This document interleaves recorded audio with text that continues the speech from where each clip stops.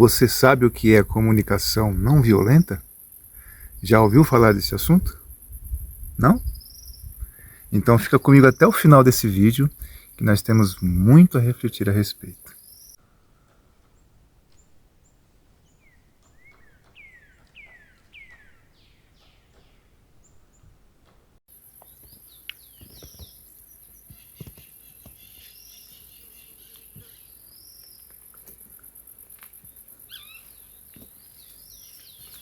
Desenvolver uma comunicação não violenta é crucial para mantermos relacionamentos mais saudáveis e empáticos. Hoje eu vou abordar 10 tópicos a respeito da comunicação não violenta.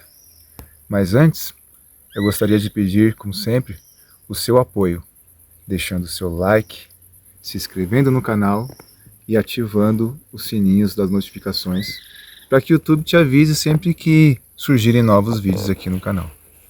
Então, bora lá? O primeiro ponto é observação sem julgamento. É muito comum na nossa comunicação nós começarmos a conversar com as pessoas e começarmos a julgar as pessoas antes mesmo de ouvi-las. Então, por exemplo, numa discussão, muitas vezes, e nós todos, me incluo nessa também, nós todos vamos observar isso em nós, fica só vendo. Muitas vezes você vai ter uma conversa mais dura, mais séria com alguém, e quando a pessoa está falando com você a respeito de algo, a sua mente já começa a desenvolver os mecanismos de defesa, já começa a desenvolver os contrapontos, a sua mente não está nem se permitindo ouvir de fato e tentar entender o que a pessoa quer dizer e como ela se sente em relação a algo. Então, a nossa tendência normal, entre aspas, né, é de observar julgando, né, e não de observar sem julgar. Então é uma coisa importante, né, para nós fazermos. E não só observar sem julgar, mas também se comunicar sem julgar. Então, por exemplo, muitas vezes a pessoa diz assim: você é muito irresponsável porque você se atrasou. E aí que tal se a pessoa dissesse assim: poxa, você se atrasou 30 minutos, o que houve? É diferente, não é? Então percebe que é importante quando você fizer uma comunicação, você evitar pressupor as coisas, você evitar julgar, né? Porque você não sabe de fato o que aconteceu, não é verdade? Então é importante nessas horas você ser objetivo e se atentar aos fatos, não se atentar a questões que você acha ou questões que você projeta no outro. Então quando você, por exemplo, em vez de você afirmar que o outro é responsável, já colocar uma culpa, já julgar o outro, fazendo com que o outro se feche para tudo que você vai falar depois, é muito mais fácil você perguntar ou você afirmar: poxa, você se atrasou 30 minutos, o que aconteceu? Né? Que aí você tem a oportunidade de ouvir o outro sem julgar previamente, né? Então esse é o ponto número 1. O segundo ponto é a respeito dos sentimentos. Então quando você expressa os seus sentimentos de forma clara, fica até mais fácil da pessoa entender o seu lado, né? Mas lembre-se, é importante você buscar expressar os seus sentimentos sem colocar um julgamento disfarçado. Mas como assim, Elias, um julgamento disfarçado? Vou dar um exemplo para vocês. Em vez de dizer: eu sinto que você não se importa comigo, que tal dizer: eu me sinto desapontado e triste quando algo que é importante para mim não é observado. Então, é claro que você diz, algumas coisas são parecidas na forma de dizer, mas a forma de dizer muda tudo, percebe? Então, quando você, em vez de você dizer assim que eu me sinto assim quando você tal coisa, aí você está projetando já um julgamento no outro. Então, quando você diz diretamente sobre você, o outro não se sente tão atacado, né? Mais uma vez, é evitar que o outro se sinta atacado, né? Então vamos para a parte número 3. Terceiro ponto fala de necessidades. Então você deixar claro e expor uma necessidade sua até facilita para o outro lado o entendimento de como você se sente. Porque é uma necessidade genuína sua. Então, por exemplo, eu tenho uma necessidade, eu, Elias, eu sou companheiro da Vivi, a Vivi me conhece muito bem nesse ponto, né? A doutora natureza. Eu tenho um valor muito grande dentro de mim, que é a pontualidade. Então é uma necessidade de ser pontual, de dizer assim, poxa vida, o outro marcou um compromisso comigo e eu combinei e aceitei que o horário para esse compromisso é tal. Então fica muito mais fácil para mim quando eu sozinho estou envolvido nesse compromisso. Agora, quando, por exemplo, eu estou envolvido com esse compromisso com outra pessoa, fatalmente eu tento colocar de uma forma branda, né? Sempre que possível, não sou perfeito, mas colocar para outra pessoa, no exemplo que eu estou dando para minha companheira, que eu tenho um horário. Então é claro que às vezes podem acontecer alguma chateação, algum desentendimento, porque a outra pessoa também não tem a obrigação, né, de atender uma convenção minha, as minhas necessidades. Não é essa a questão. Mas se você comunica a sua necessidade e pede um apoio da pessoa para que ela auxilie você a cumprir esse processo seu, esse valor que você tem, facilita muito, né? Acho que é tudo questão de comunicação, de conversa, né? De combinar. Muitas vezes até o casal pode não ter os mesmos aspectos, né? Os mesmos valores em tudo. Então, muitas vezes, se é importante para uma pessoa tal coisa e a outra pessoa não pode acompanhar aquela coisa, por que não então? Tudo bem, faça da sua forma, do que é importante para você e eu vou depois. É o ideal? Não, mas se isso ajudar a evitar problemas, a evitar chateações, por que não se utilizar dessas possibilidades? Ou por que não falar assim, poxa vida, então vamos nos ajudar para que de repente eu consiga auxiliar no que for necessário para que nós conseguimos sair no horário? Então vamos acordar mais cedo, então vamos deixar nossa roupa arrumada um dia antes, então vamos deixar nossas coisas arrumadas, então vamos fazer os arranjos necessários para que aquilo seja possível e que inclua a nós dois. Então é importante, né? É importante vocês trabalharem isso. O quarto ponto que eu gostaria de tratar com vocês é a respeito dos pedidos. Então imagina só o seguinte, você fazer um pedido claro para a pessoa que você vai se comunicar, facilita o entendimento dessa pessoa do que você precisa. Mas, cuidado para que o seu pedido não pareça, por exemplo, uma crítica ou uma imposição. Por exemplo, em vez de você dizer assim, você pode me ajudar mais em casa? Que tal você dizer assim, objetivamente, você pode lavar a louça após o nosso jantar? Por gentileza? Olha que diferença. Quando você fala, você pode ajudar mais em casa, a pessoa que está do outro lado provavelmente vai se sentir como? Poxa, mas eu ajudo em casa. Ela vai ser reativa, né? Ou ela vai se ressentir com você. Porque ela vai falar, poxa, mas eu ajudo em casa. É claro, tem casos de pessoas que não ajudam em nada em casa também, tudo bem.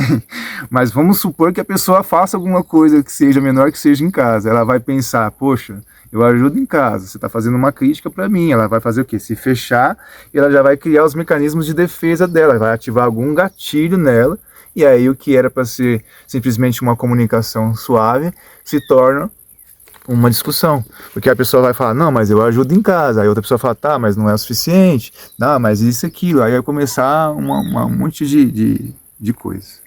Então é o ideal você buscar trabalhar exatamente esse ponto do pedido de forma clara e objetiva. Um quinto ponto que eu gostaria de tratar é a respeito da escuta ativa. O que é a escuta ativa? É literalmente estabelecer uma escuta sem você interromper a pessoa, sem você começar a criar coisas na sua cabeça, simplesmente você está presente ouvindo o que a pessoa quer dizer. E a escuta ativa, ela também ela se funciona da seguinte forma: você escuta e de forma ativa depois você reforça com a pessoa se o seu entendimento está certo, para evitar qualquer ruído de comunicação. Então, por exemplo, no caso do atraso, né, que eu dei o exemplo no início, você pode de repente escutar a pessoa reclamar e aí depois você pode, né, como sugestão, afirmar para a pessoa, perguntar para a pessoa, por exemplo, então só para ver se eu entendi, o que te chateou foi eu não ter avisado a respeito do meu atraso? Foi isso mesmo? Esse é o ponto para você? E aí a pessoa tem a oportunidade de reforçar, se for isso, ou de recomunicar se for em outros pontos também. Percebe a importância da escuta ativa? O sexto ponto é a importância da empatia. Então o que é empatia, né? Empatia é a capacidade que todos nós temos de nos colocar no lugar do outro, né? Mesmo que muitas vezes nós não concordemos com tudo que o outro esteja falando. Então, trabalhar a empatia reforça os laços de confiança, né? E de acolhimento que você pode desenvolver com as pessoas. Então, um exemplo de empatia. Poxa, eu entendo que você não se sentiu bem, né? Sinto muito por você não ter se sentido bem em relação ao meu atraso. Eu também não me sentiria. E é claro, você tem a oportunidade depois de explicar o motivo do seu atraso. Você tem também a possibilidade de, se você se observar, ciente de que você de fato poderia não ter se atrasado, se você tivesse se organizado melhor, você pode também se desculpar, você pode também reconhecer, você pode também se comprometer a melhorar, né? Então tudo isso são questões que são importantes, porque afinal de contas, se colocar no lugar do outro, não é só acolher o outro, mas é de fato se colocar no lugar do outro, observar, se fosse você no lugar do outro, como você se sentiria. Fica muito mais fácil assim, não é? O sétimo ponto da comunicação não violenta é a autoexpressão honesta. O que é isso, né? É você fazer uma expressão, né? É bem parecido com o que nós já conversamos, mas é você fazer a sua comunicação de forma clara e objetiva, falando das suas necessidades sem criticar o outro, mas trazendo uma sugestão de resolução de algo. Então, por exemplo, voltando na questão da necessidade das tarefas de casa, você pode, por exemplo, dizer assim: olha, eu me sinto muito sobrecarregada ou sobrecarregado em relação às tarefas domésticas, por mais que você esteja me ajudando, ou não me ajudando, mas por mais que nós estejamos contribuindo um com o outro nas tarefas domésticas. Então, eu gostaria de propor para você que nós possamos equalizar, equilibrar, né, dividir melhor as tarefas, ok? E aí você consegue trabalhar sugestões, você consegue rever, né? Por exemplo, uma coisa que eu tenho feito como um exercício com a Vivian, é claro, ainda não está perfeito, mas nós estamos ainda trabalhando isso, é estabelecer juntos um calendário de atividades da semana. E aí nesse calendário nós colocamos todas as atividades que são, por exemplo, no caso da Vivian, atividades de trabalho, e as minhas atividades de trabalho, minhas atividades com o canal, as atividades dela com o canal, o que nós podemos ajudar um ao outro com essas atividades, e as atividades das rotinas de casa. E aí, dentro dessas atividades, nós vamos tentando dividir, equalizar dentro do possível. É claro, trabalhando o companheirismo. Vai ter momentos em que um aperta mais o calo, o outro vai lá e resolve. Então a gente vai sempre tendo esse feeling bacana, que faz parte também da relação. Para não ficar algo muito engessado, porque senão uma ferramenta que foi criada para se tornar algo que ajude, se torna uma ferramenta de discórdia, né? Porque aí você faz um item na lista e a pessoa começa a te apontar, fala, você tinha que fazer isso. Aí de repente você fala, poxa, eu sei, mas aconteceu um imprevisto, apareceu um atendimento a mais, demorou mais tal coisa, ou eu precisei resolver uma questão, ou eu precisei me ausentar de casa. Eu entendo que estava na lista que era para eu fazer, mas você pode absorver dessa vez para mim, assim como eu também vou absorver em outra ocasião para você. Então acho que é tudo questão de tato, de feeling, né? Para que a harmonia aconteça sempre. Que essa é vamos dizer assim, a máxima da comunicação não violenta, né? É você tentar desenvolver uma comunicação, e não só uma comunicação, mas um relacionamento mais harmonioso, né? Com quem você convive. Não só amorosamente, mas no trabalho, familiar, enfim. O oitavo ponto é usar o eu em vez de você. Então, quando você usa o eu, você expressa os seus próprios sentimentos, as suas próprias necessidades, as suas próprias questões. Quando você usa o você, geralmente você está apontando o outro, você está provavelmente julgando, criticando o outro, né? Então, por exemplo, você, em vez de você dizer assim, você não passa nenhum tempo comigo, você não passa muito tempo comigo, que tal você dizer assim, eu me sinto sozinha, ou eu sinto saudade quando nós não passamos um tempo juntos, ou eu gostaria de que nós pudéssemos passar mais um tempo juntos, eu sinto sua falta. Então fica mais carinhoso, você está expressando os seus sentimentos, as suas necessidades, você não está apontando o outro, né? Então, uma coisa que evita muito problema é você evitar expressões como você sempre isso, você nunca aquilo, você, sabe? Outra coisa também que eu tenho percebido nas relações, e que eu tenho também trabalhado nas minhas relações, é se eu sentar com a pessoa para resolver algo, de fato, seja para resolver algo, dentro de um contexto que se foi proposto para resolver. Porque você pensa o seguinte, se você for resolver algo com a pessoa, o contexto, a conversa tem que fluir dentro daquele algo. Então, por exemplo, se eu me incomodei com alguma coisa e for expressar meus sentimentos, as minhas necessidades, e for fazer um pedido, lembra dos passos da comunicação não violenta? Então, se eu for fazer isso, é importante que eu deixe combinado com a pessoa que o foco da conversa seja esse.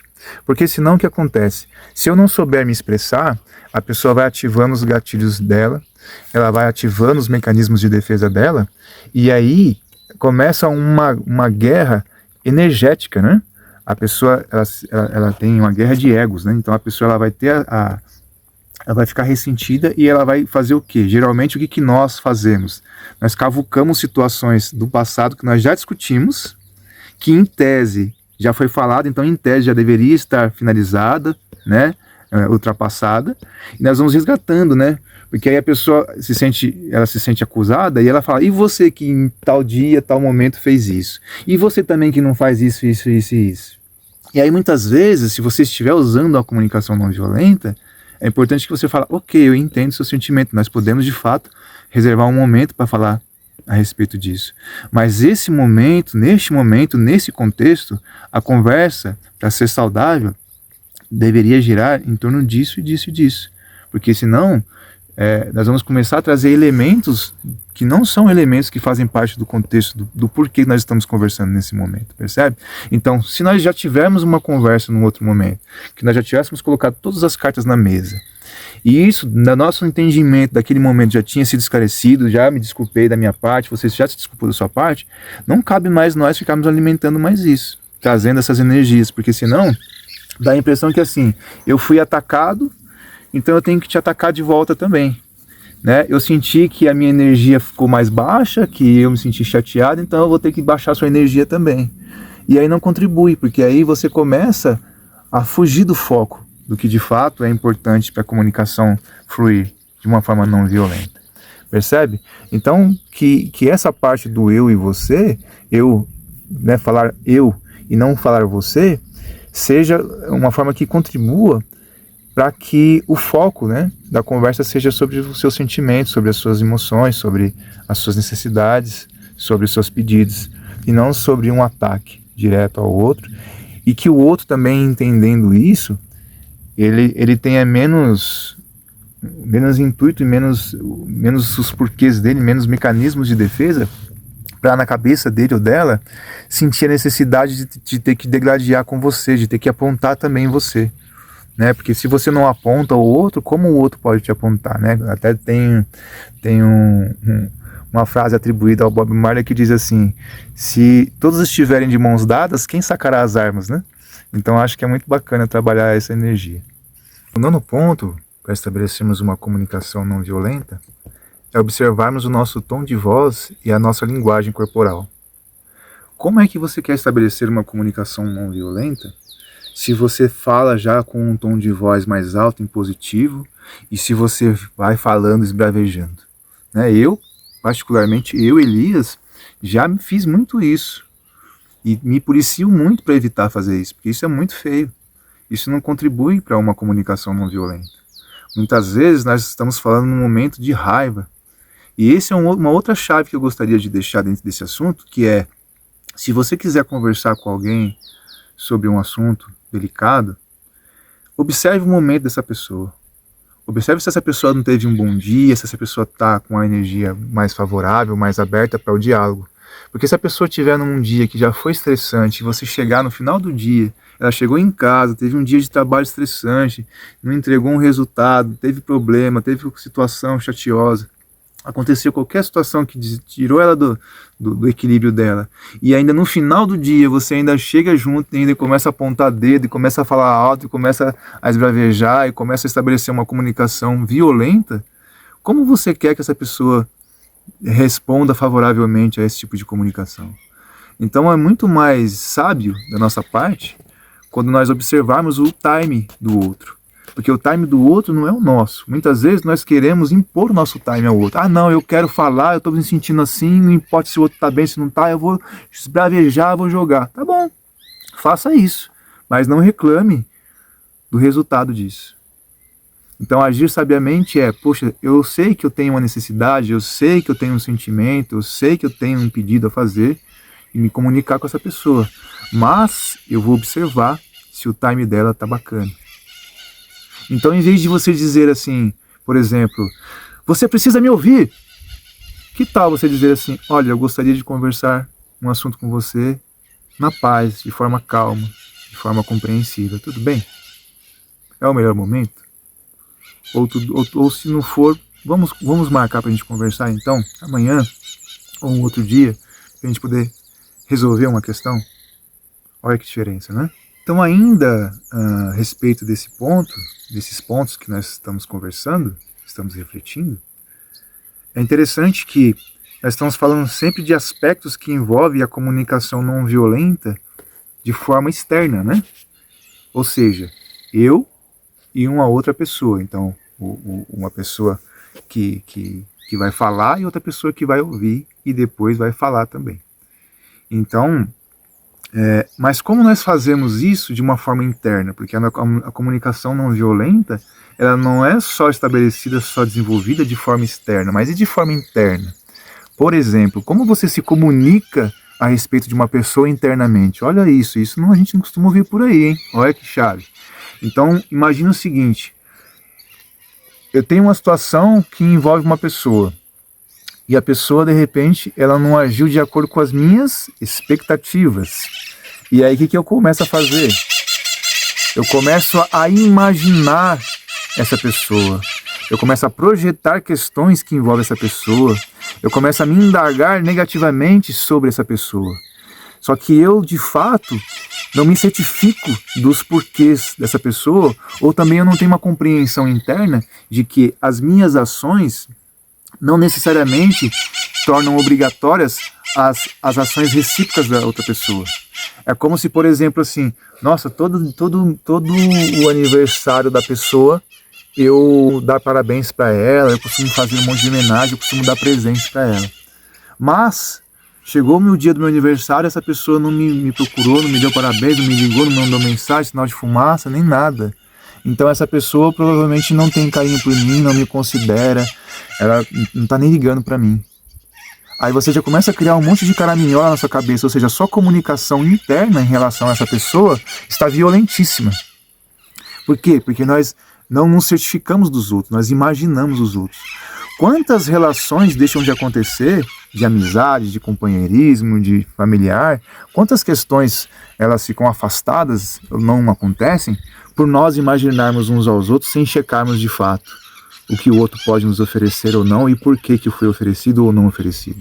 Né? Às vezes você não sabe se a pessoa ficou offline naquele dia, se ela estava viajando, se ela está passando por algum problema onde ela não está nem observando a rede social, onde ela nem lembrou, está tão estressada com as questões dela, na correria dela, por meio de um monte de coisa que ela nem lembrou, por exemplo, do seu aniversário.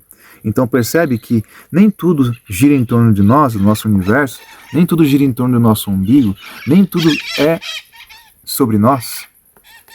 Então é importante também estabelecer essa comunicação não violenta internamente também, em relação a nós mesmos, em relação aos outros, em relação a nós mesmos no sentido do quê? De você também não ficar se julgando, se depreciando, né? Baixando a sua estima por si mesmo, sempre se depreciando, sempre se colocando para baixo, sempre se achando insuficiente nas coisas, né? Sempre se comparando com os outros, sempre olhando para a grama do vizinho, que está sempre mais verde que a sua, e nem sempre está, nós sabemos disso. Muitas vezes é só uma tintinha ali, a grama nem é tão verde assim. Então percebe isso? Isso é importante. E por último e não menos importante, né, o 10º ponto aqui que nós vamos trabalhar a respeito da comunicação não violenta é exatamente a constância dessa prática, desse hábito, do fortalecimento desse hábito, né? Porque é uma questão que todos nós estamos aprendendo, né, a desenvolver uma comunicação não violenta. Porque é cultural que a nossa comunicação seja violenta. Então, é uma questão passada de gerações para gerações. Então, por exemplo, de que formas que você pode fazer? Você pode, por exemplo, pesquisar mais a respeito do assunto, ouvir outros pontos de vista a respeito do assunto, se juntar a grupos nas redes sociais, ou se estiver dentro do seu alcance fisicamente, no seu bairro, na sua cidade, que trabalhem esse processo da comunicação não violenta. Você pode ler artigos que falem a respeito. Você pode adquirir um livro, por exemplo, né? Eu, recentemente nem tanto, né? Acho que corrijo, alguns anos, eu dei de presente para minha companheira um livro, na verdade, de presente para nós dois, né? Um livro a respeito de comunicação não violenta. E é muito fascinante, né? Porque são coisas assim simples. Quando você a princípio escuta o que eu estou falando, parece muito robótico, né? Em vez de dizer isso, que tal dizer assim, nossa, Elias, mas eu vou ter que decorar, dizer exatamente isso.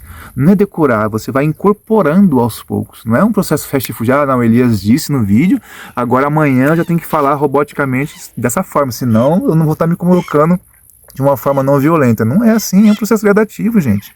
Não é da noite para o dia, é um processo constante de lapidação, né? da comunicação, né?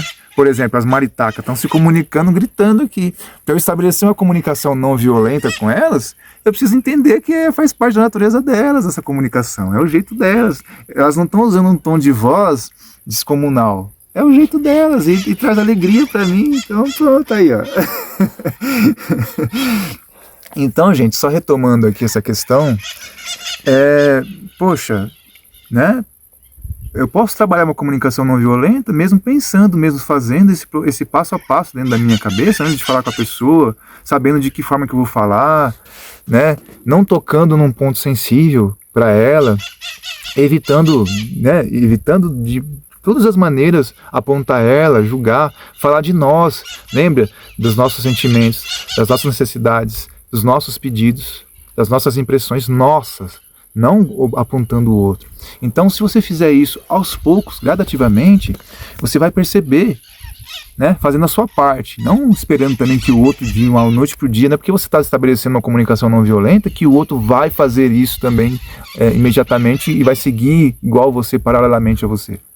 Você pode falar sim com outra pessoa a respeito dessa técnica de comunicação muito boa, mas você pode também, tendo paciência, entender que não é porque eu adquiri um conhecimento que agora eu sou o mestre supremo daquilo e todo mundo que não fizer igual eu está errado. Calma. Senão você vai mais uma vez internamente se comunicar violentamente em relação a uma pessoa. Então, é um processo mesmo aos poucos, gradativo, né?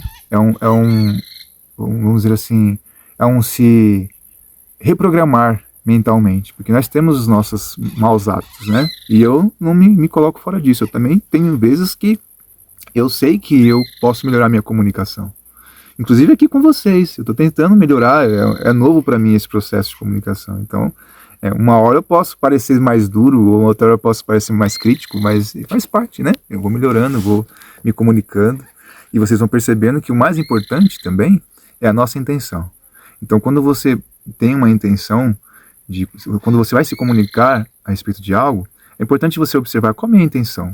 Porque se a minha intenção for o que norteia a minha comunicação, e se a minha intenção for de luz, for pura, for nobre, eu mesmo vou me regular da forma com que eu vou falar, porque eu vou falar, poxa, qual que é a minha intenção em comunicar algo com alguém, em trabalhar uma conversa mais afinada com alguém? É de resolver questões, é de me sentir melhor, é de comunicar minhas necessidades, é de fazer um pedido, né? de apresentar, de expressar os meus sentimentos, para ver se a pessoa consegue melhorar essa questão, para eu não me sentir assim, né? Para que uma necessidade minha seja atendida, para que um pedido meu seja atendido, e que a gente consiga se harmonizar.